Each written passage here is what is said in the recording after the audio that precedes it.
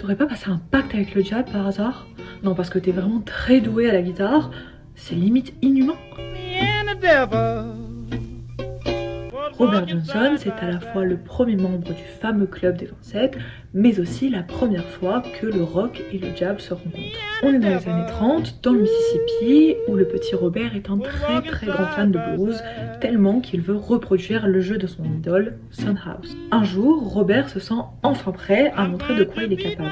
Il va dans un bar où son idole a l'habitude de se rendre, il se met à jouer, et là, Son House explose de rire. Et Robert se fait carrément têche du bar tellement tout le monde déteste sa performance. Franchement, à sa place, j'aurais aimé disparaître de la surface de la Terre. Et ben, c'est ce qu'il a fait pendant un an.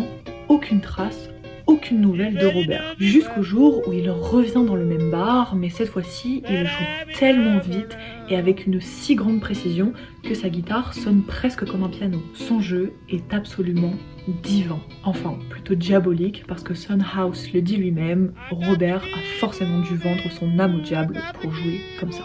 À l'époque, le blues s'est déjà réputé pour être la musique du diable. Mais en fait, dans la Bible, c'est la musique en général qui est très étroitement liée à Satan. À la base, d'après les textes, les musiciens doivent leur talent à Dieu. Mais devine qui est l'ange choisi pour représenter la musique et qui dirige même la chorale divine? Lucifer.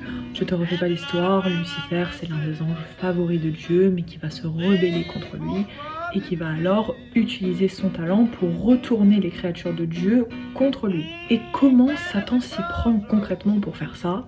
En proposant un pacte. Il fait de toi le musicien le plus connu, le plus talentueux de tous, en échange de ton âme qui, après ta mort, ira en enfer. Maintenant, la vraie question c'est, est-ce que Robert Johnson a réellement signé ce pacte? Et est-ce que toi, tu l'aurais fait?